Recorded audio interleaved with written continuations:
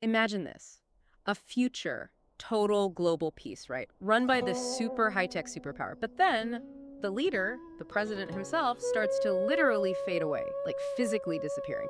What if your whole existence, everything you are, was just being erased from time bit by bit? Okay, yeah, let's unpack that. Welcome to the deep dive. This is where we take a whole heap of information, find the core insights, and lay it all out for you, nice and clear. Basically, a shortcut to getting really well informed on something fascinating. And today, we're diving into something pretty extraordinary. It's this incredible story that feels, honestly, like a 10-part book series. The title is Ajanta, which kind of translates to Time Travel to Find You, or maybe Her.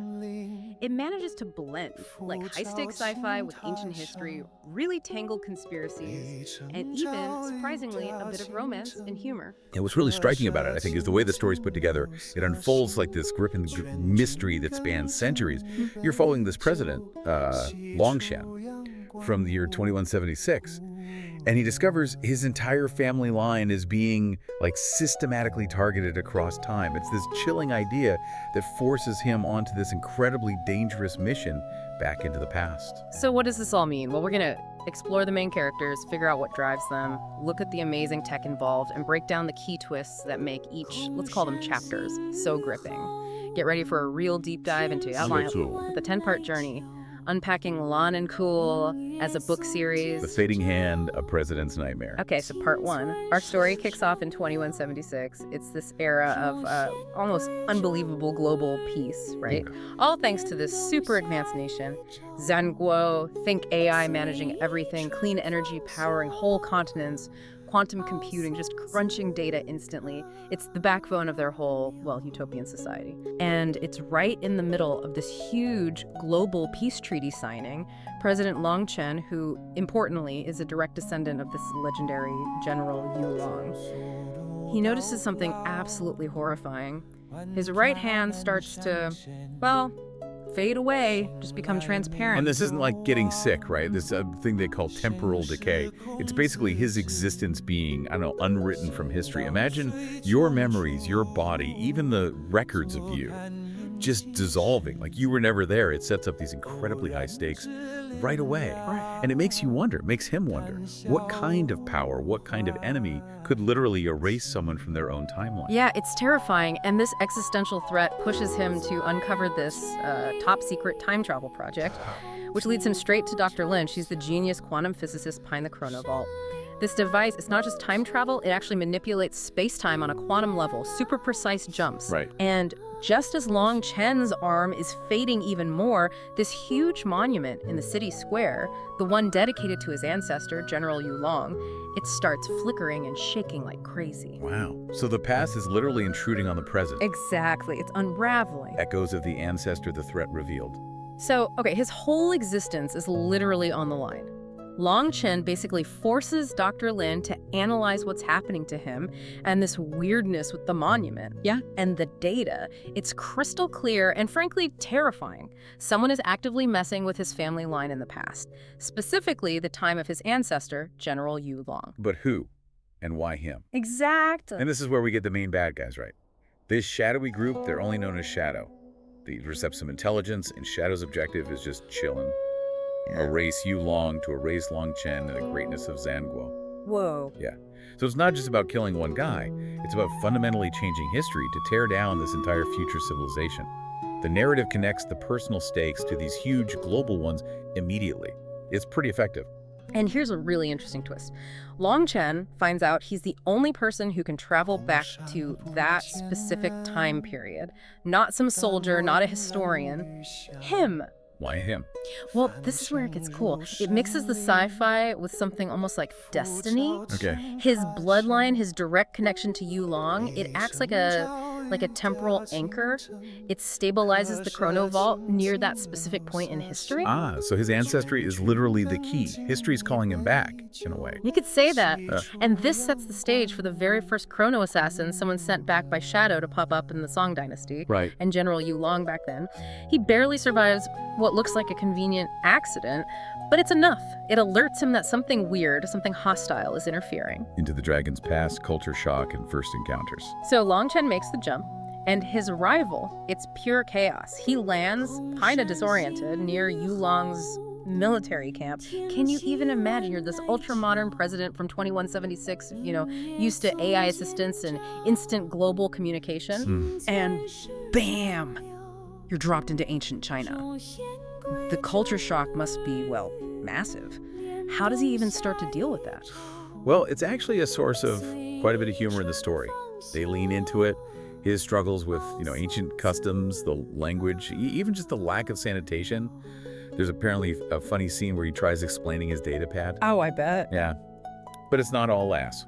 Amidst that confusion, he actually has his first direct intervention. He saves Yue Long from another one of these accidents. Okay, so he proves his worth quickly. Exactly. And his cover story is pretty clever, too. Yeah. He claims he's a distant relative from the Western Mountains, which is a nice little nod to the future. That's subtle. I like it.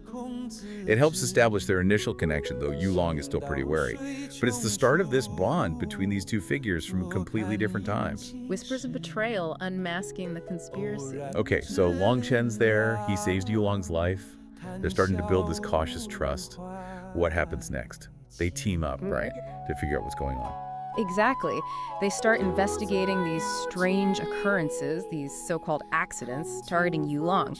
And what they dig up is, well, it's a nasty conspiracy brewing right inside the imperial court. Palace intrigue. Love it. Oh, yeah.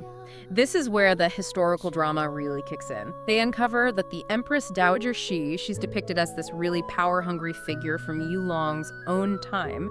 She's actively working with agents from Shadow. No way. So Shadow isn't just attacking from the future. Nope. They're in the past, manipulating events directly. They're basically fueling her ambition, giving her the means, maybe even future intel, to frame Yue Long for treason. They've even got a forged imperial decree ready to go. It's this perfect storm of ancient betrayal and futuristic interference. Trial by steel and fire. A two-front war. Okay, so conspiracy, manipulation, things have got to blow up at some point. Oh, absolutely. The stakes just skyrocket. We get this massive battle scene. And it's fascinating because you have Yue Long's actual Song Dynasty soldiers, swords and spears, clashing head-on with Shadow's forces who have future tech. We're talking drones, advanced mercenaries, maybe even energy weapons. It's a wild mix. And Long Chen, he's got his future gear, but he's in the thick of it. He is. Yeah. He fights right alongside his ancestor, and there's this moment where he almost dies protecting Yue Long. Yeah. And that act, that raw courage, that's what finally seals it. Yue Long trusts him completely after that. That makes sense. Actions speak louder than words, especially across centuries. Precisely. But what's really clever storytelling here is that while all this is happening in the past, Shadow launches a massive cyber attack back in 2176. They target Dr. Lin's Chrono Vault lab. So it's a war on two fronts, two timelines. Exactly. It constantly reminds you how connected everything is and just how far Shadow's reach extends. Dr. Lin isn't safe just because she's in the present. It adds this whole other layer of tension she's vulnerable to. Lion in the Den Palace intrigue and hidden bombs. All right, so Yue Long fully trusts Long Chen now. They're united. The two dragons, as the story calls them. What's their next move? Take the fight to the Empress. That's the plan. They head into the imperial court itself, hoping to expose Empress Dowager Shi and her whole treacherous scheme with Shadow. Bold move. Very. But Shadow seems to always be one step ahead. You guessed it. Just when they think they might have the upper hand inside the palace, Shadow reveals another nasty surprise. They activate a hidden time bomb. A time bomb. Inside the Imperial Palace. In the Song Dynasty. Yeah, planted there somehow by Shadow's agents. It just shows their technological infiltration, their foresight. It's a huge betrayal, right in the heart of power. Fractured time. A Pyrrhic victory. A time bomb in the palace. Babe. That sounds bad, like reality breaking bad. It is. Activating it destabilizes everything. It creates this frantic, desperate race against the clock for Long Chen and Yue Long. They have to defuse this thing before it shatters the palace, maybe even fractures the timeline itself. Do they do it? They do. They manage to stop the bomb. But it's what you call a Pyrrhic victory. Because in the chaos, or maybe using the bomb as a diversion. Oh no, Lin. Shadow's main agent, back in 2176, manages to capture Dr. Lin. Devastating. They save the past but lose a key piece of the present. The cost of tomorrow, a living battery. So Shadow has Dr. Lin. What do they want? Ransom. Worse, they issue this chilling ultimatum. Long Chen surrenders, or they kill Lin. Simple as that. No negotiation. Man. And this puts Long Chen in an impossible position. Totally. But then, back in the past, there's this incredibly powerful moment. Yue Long gives this speech to Long Chen. He basically declares that he, Yue Long, is willing to die right then and there if it ensures his legacy survives, which of course means Long Chen's future, Xan Guo, everything endures. Wow, that's heavy. What's the real significance of that? It's profound, right? It's about leadership, not just being about your own survival, but about sacrificing for the future, for the greater good. It echoes across time. And it's this speech, this ultimate act of potential sacrifice from his ancestor, that gives Long Chen the strength to make his own impossible choice. Which is? He has to go back. He returns to 2176, leads this daring special forces raid on Shadow's secret base to rescue Lin. Okay, action sequence. Big time. Er. But what he finds there, Yeah. it's horrifying. Lin isn't just captured, she's strapped into some kind of monstrous device. Shadow is using her as a living battery. What? Yeah, draining her life force, or maybe her unique connection to the Chronovault, to power their ultimate weapon. A history-destroying machine specifically calibrated to target Yue Long's exact moment of birth. To erase him from the very beginning, that's diabolical. Truly, the ultimate temporal assassination. Two dragons across time, the climactic showdown. Okay, living battery, history-destroying machine. This has to be the climax, right? The final showdown. Absolutely. The story ramps up to this incredible peak with simultaneous battles across time. Two fronts again? You got it. In the present, 2176, Long Chen is leading the charge against Shadow's main forces. He's fighting desperately to free Lin and destroy that terrifying machine before it can fire. And in the past. Meanwhile, back in the Song Dynasty, Yue Long is rallying his army for a final confrontation against Empress Dowager Shi and whatever shadow agents are left supporting her. He's fighting for his own survival, his legacy, and unknowingly for the entire future Long Chen comes from. Wow. So it all comes down to this, the fate of both timelines hanging in the balance. Exactly. It's the ultimate convergence. Physical battles, temporal stakes, everything on the line, and they succeed. Yes. Shadow is defeated in the present, their machine is destroyed. But Lin, she's badly injured from being used as that battery. Okay, and Yue Long. He achieves his victory too, defeats the Empress, crushes the remaining Shadow interference in his time. He secures his legacy, solidifies his place in history, which in turn anchors Long Chen's existence. Reforged destiny, the aftermath, and future hints. Hugh. Okay. So, Shadow's gone, history is back on track, Xan Guo is stable again. What about Long Chen? He must be completely changed by all this. Profoundly. He's been forged in the crucible of the past, you know. He saw history firsthand, fought alongside his ancestor. His first priority now is saving Lin. He throws every single resource tech. Xan Guo has all the advanced tech, the best medical minds into helping her recover. And does she? She does, eventually. Yes.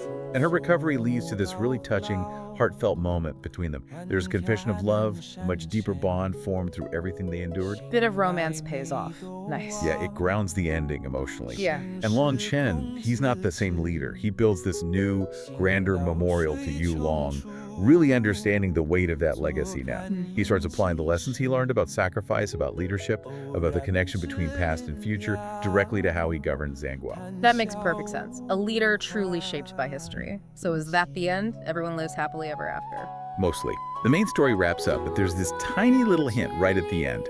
A small, almost unnoticeable temporal anomaly is detected. Ooh, intriguing. Yeah, just a little flicker. It suggests that while this massive crisis is over, maybe the fabric of time isn't quite perfectly stable.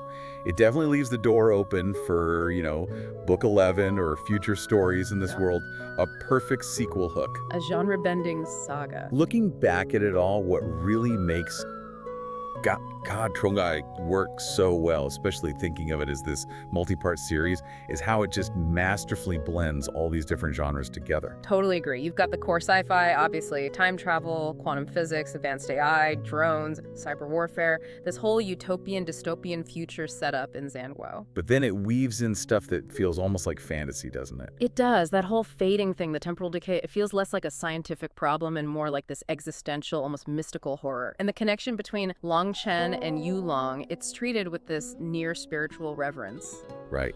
And then you smash together ancient Chinese warfare, swords, shields, battle tactics with high-tech combat from the future. Those action scenes must be incredible. Yeah, they create these really unique, dynamic clashes you don't see often. And amidst all the tech and history, it never forgets the human side.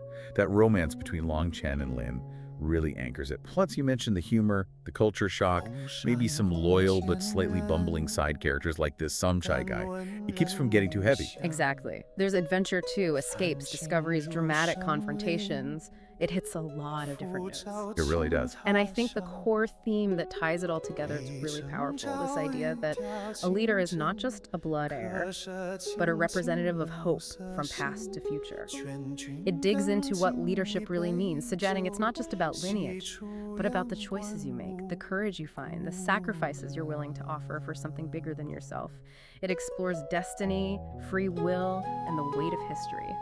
Outro. So there you have it, our deep dive into what feels like an epic 10-part story. In Bad, wow.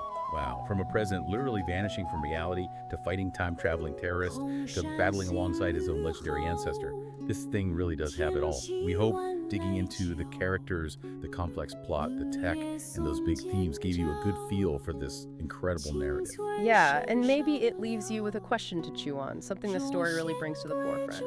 If your own existence and everything you knew depended on one specific moment hundreds of years ago, what would you do to protect it? And maybe more importantly, what lessons, what perspective would you hope to bring back to shape your own present, your own future? Definitely something to think about.